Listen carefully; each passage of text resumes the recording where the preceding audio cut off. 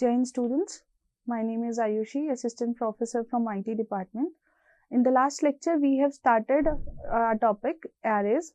In that particular lecture, we have discussed and learned about the introduction of arrays and how we are going to declare them. We have covered these following topics in the last example.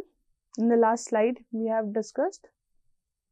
And from today, in today's lecture, we are going to discuss about single dimensional array. What is one dimensional array? In C programming language, one dimensional arrays are used to store data and values of same data type.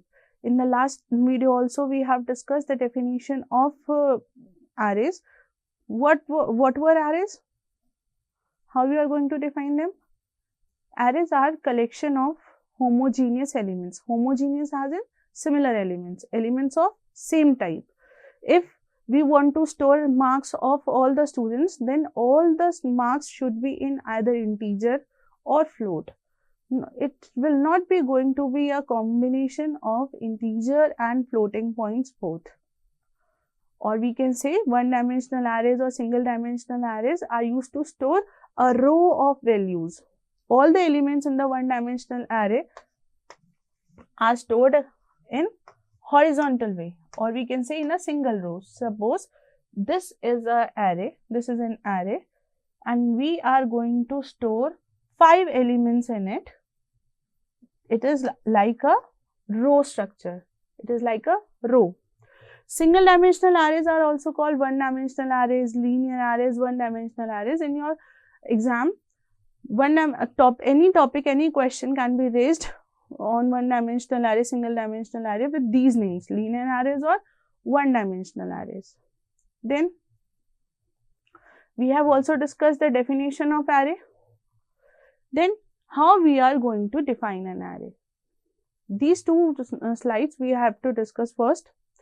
Arrays are defined in such a manner that an ordinary variable or a set of ordinary variable comes under the umbrella of a single name.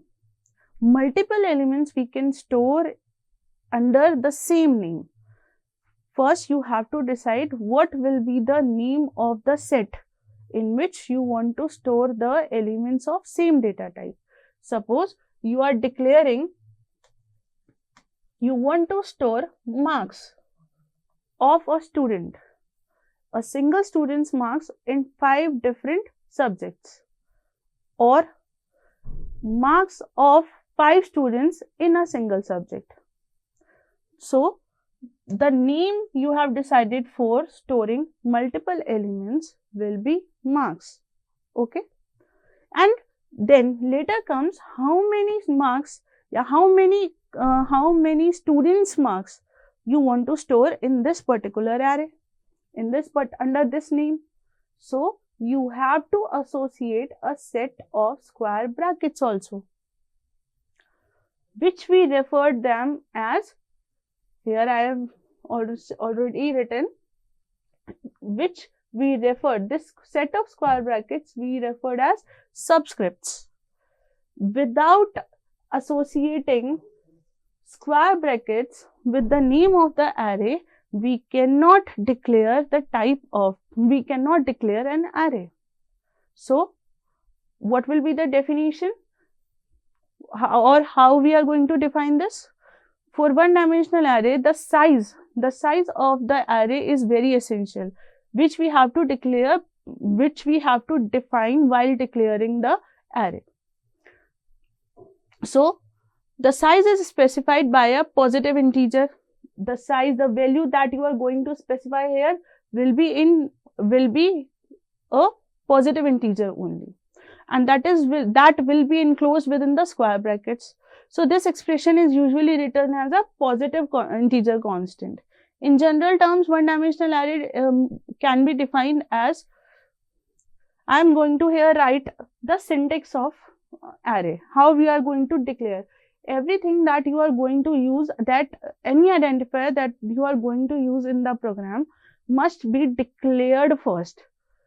Without declaring that particular identifier, you cannot use or define or implement or cannot perform any operation over that.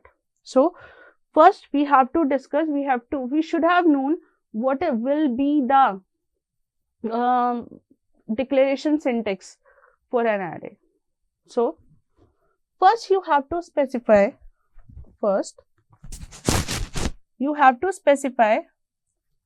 the data type. First you have to specify the data type, what type of elements you are going to store in the array. After giving space, after specifying data type, you have to give a space margin. Then you have to specify the array name, the name with which you want to create array. Later, associate a set of square brackets with it and specify the size. Size will be the number of elements you want, maximum number of elements you want to store in the array, and then terminate it. This is what the syntax of a one-dimensional array. What will be the example for this? Suppose I am going to store elements in the array with name marks, and this array will constitute only integer elements. Then it will be int space marks, data type will be integer, and for integer we have to specify the keyword int space marks, and within square brackets, suppose I am going to store only 5 elements in it. This will be the example of array declaration or array definition. Okay. Now coming towards how different variations while defining an array, what will be them? First, we use the following general syntax. These are the general syntax methods. This I have already discussed with you for first syntax. Syntax 1. First, you have to specify a data type, then name of the array, and with array name, you have to specify within square brackets the size of the array also. For example, you want to store 60 roll numbers in an array. So you have taken the name, you have stored 60 different roll numbers with under this name, roll numbers. And all the, have you ever seen roll numbers in floating values, decimal values? No. So you are storing all the roll numbers in integer format. All the elements that will be stored in roll numbers array will be integer only. Okay. Next example. This is how we declare them at runtime. Runtime definition here, runtime declaration of array. Then the second method is also feasible, correct, where I am entering or initializing the array at compile time only. What will be the syntax? Just like the above syntax, you also have to specify the data type, name of the array, size of the array. Also, because you are giving the value in the array, entering the value in the array at compile time only, so after marking an assignment operator, you have to specify value 1 that you want to make it as first element, value 2 which will be the second element of array, and so on. And all these values should be enclosed within curly brackets. For understanding this syntax, first we have to recall the syntax of declaration of a variable. I am discussing again with you all how we declare an identifier int a. And if you want to store a value in a at compile time, you don't want to use scanf function, or you don't want to initialize the element at compile time, you don't want to enter the value in this variable a, identifier a, using keyboard, then what will you do? you will write the statement as A equals to 6. So 6 will be assigned while creating A in memory. No garbage value will be stored then. This is called compile time initialization. Similarly, here, if I want to store elements in the array at compile time, then we will use this syntax. So value 1 will be the first element, value 2 will be the second element, and so on. How many elements you will declare? Maximum elements you are going to store in it will be equals to this maximum count of the elements that you are going to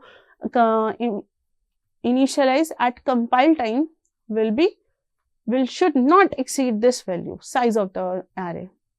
Alright, suppose you have taken an array name marks where you are going to store elements in integer format, and maximum count of elements will be 6.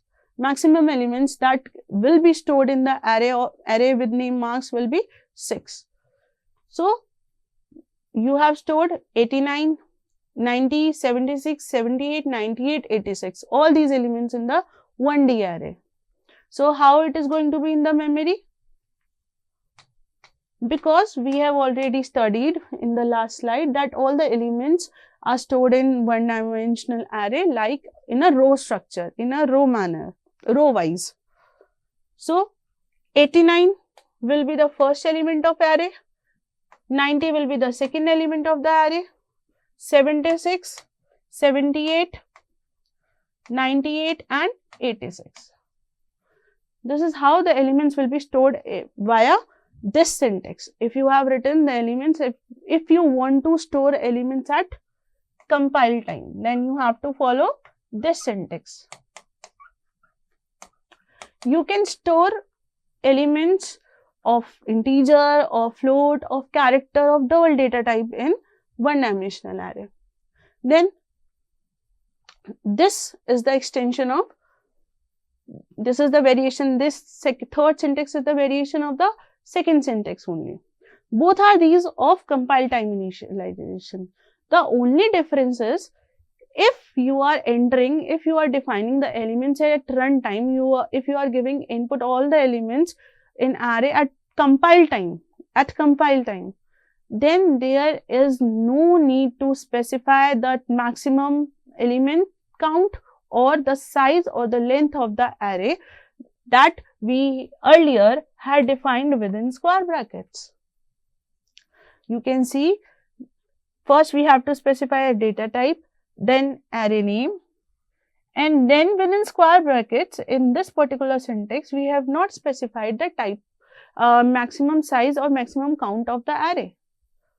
Why so? Because you are giving the values, you are entering the values at compile time only. While declaring only, while declaration, during definition, you are entering the number also. The count of the elements will be taken from this particular bracket. This is very suitable. This particular syntax is very suitable if you want to enter address, your phone number, your name. Here, we can see this with the help of example. Here you have taken an array with name, student's name. You can enter your name also in the form of array, because in your name, there is no single character. There is no single character. Supposedly, I want to enter my name in this array. So, my name, Ayushi, that's like Ayushi, is a combination of multiple characters, multiple alphabets, correct? If I want to store a single character or single alphabet in the array, then there is no need of array. I can write it like char name, and I will give input A alphabet as character in name identifier, name variable. But what if I want to store entire name, Ayushi? that will be a sequence of characters.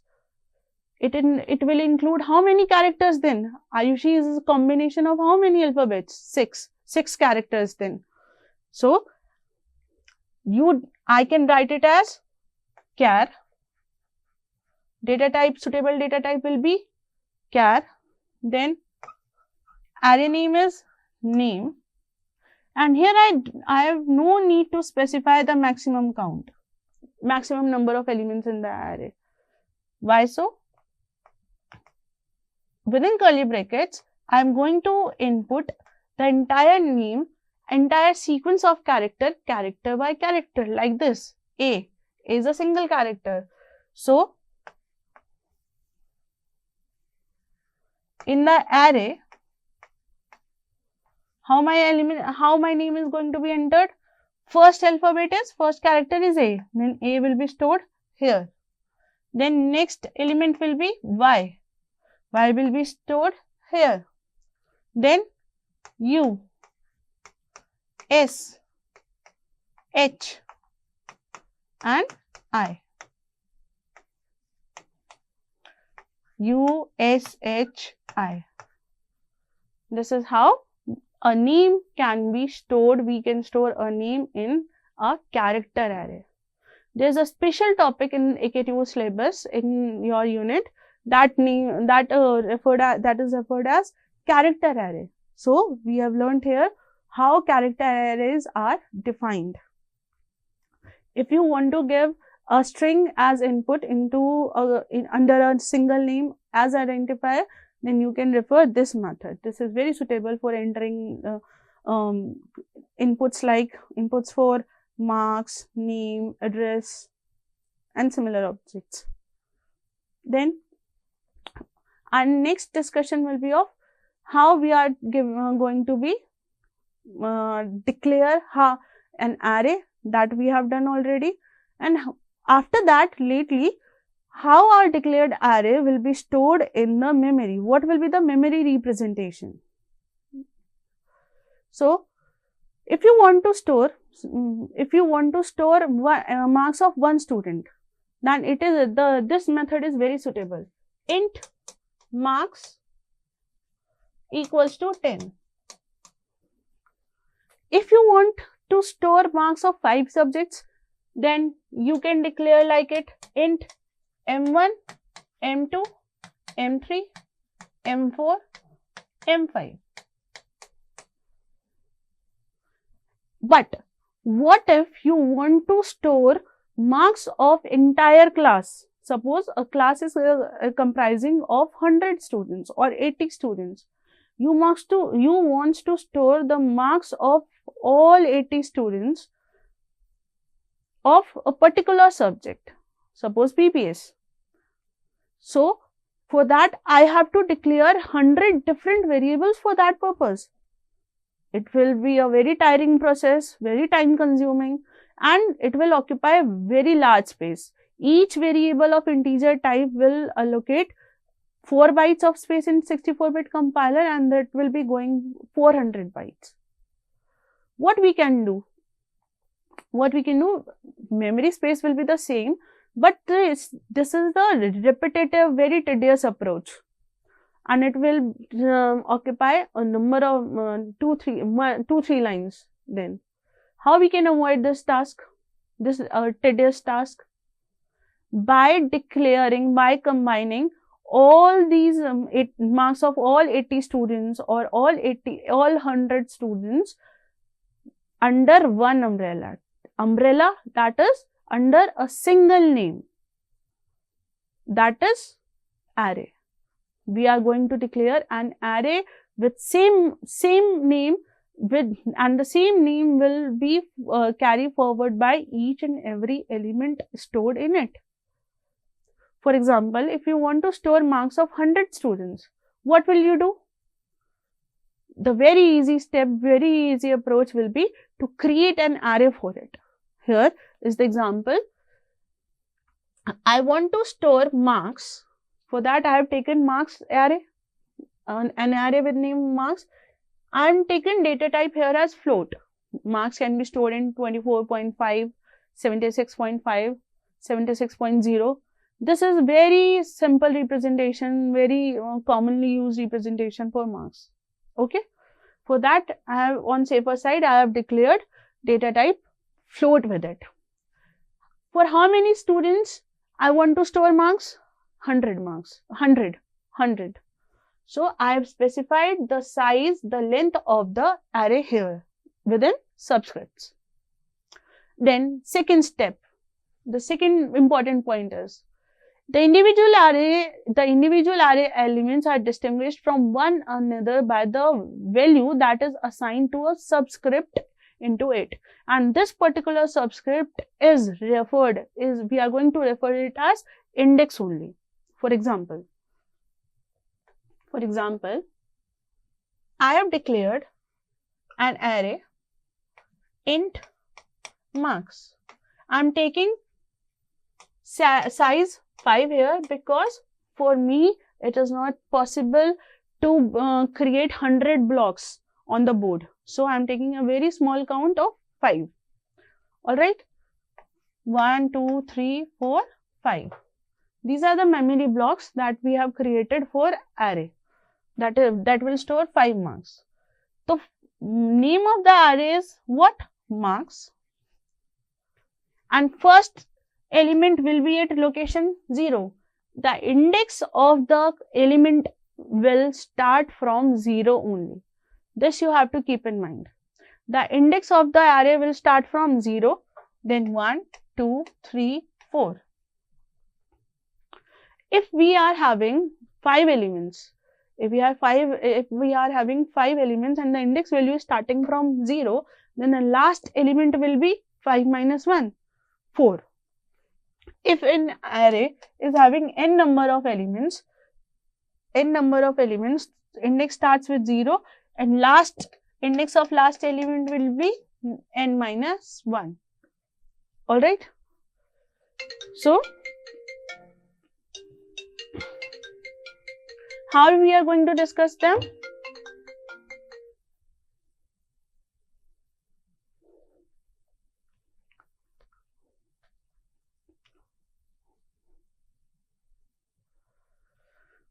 So within this index, within this block representation, the first block, first block will be referred as marks 0, marks, and within subscript I have specified index number. If index number is 0, then this is the first element. If this is the second element, then the index number will be what? 1. And similarly, marks 0, marks 1, marks 2, marks 3, marks 4. So within subscript, with the help of the index value written within the subscript, we can access each and every element individually. This is what the second point is about. And the third point I have already told you about. If the array contains n number of elements, then the subscript will be an integer quantity whose value will start from 0 up to n minus 1. In our example, we are taking 5 number of elements in array. So, subscript number will start from 0 within subscript. The first index will be 0 and the index value of the last element will be marks n minus 1. And what was n? N was 5. So, 5 minus 1, 4. Marks 4 will be the identity of the last element stored in the array. Then fourth point says the size in the type of array that you have defined while declaration. Here you have defined that number of elements stored in marks will be 100 and the type of data will be float. This cannot be altered or changed or modified at runtime. The size, maximum size that you have defined while declaration and the data type of the array that you have also defined at the same line cannot be changed later on in the same program. Why so? Because array lies under the category of static memory allocation. Arrays follows the concept of static memory allocation. The memory allocated at the runtime while declaration cannot be altered. It will be static, stable throughout the entire program. So we cannot change it. Then next point will be each array element, each individual data item, each individual element of the array will be referred by specifying the array name, marks along with subscript, and within that subscript you have to enclose the index number. Index number will range from 0 to n-1. Here, index values will range from 0 to n-1. These points you have to always keep in mind while using array. These are very essential points. Then again, while we in each and every slide we are revising the last points. So previous points, but crucial. First, what is an array? A collection of homogeneous elements. So a data type that we have defined or declared at the time of declaration with the array name will be consistent throughout. It is not possible that in declaration we have specified data type as integer and later on we want to store a floating value in it or a character value in it. That is not possible. Second, all the data items constituting in the group that is our array, should share the same name, that all lies under the same umbrella. X in this example. X is what? Array name. Integer, int, will remain same. Or each and every element stored in the array X will be integer only. And maximum number of elements that you can store in array will be 10 only. You can store less than 10 numbers also, but cannot exceed the limit. This value you cannot exceed. You cannot store elements more than 10 in this particular declared array. This is very important to understand. Then individual, how we are going to access. In the earlier slide also, I have also designed a block where I have specified marks 0, marks 1, marks 2 up to marks 4. This is the way how we are going to access an individual element of the array. If you don't want to access the entire array, how it will be performed? So array name is what? X. And 0 is what? Index number. 0, index will start from 0, 1, 2, 3 up to 9. How 9? Why 9 only? How we concluded it? Here, n is equals to what? 10. N is equals to what? 10. And index value will range from 0 to n-1. And what will be n-1? 10 minus 1. 9. And 9 will be going to be the index of last element. So last element, how you can access the last element? If you are referring directly x9, then x9 is about, you are talking about the last element. If you are referring x3, then you are talking about the fourth element. X3, 3 is denoting the element at index 3. At index 3, there is the fourth element. Alright, these are the examples. We can refer for the definition of our array. Later on, we will discuss how we are going to perform different operations over one-dimensional array. Thank you.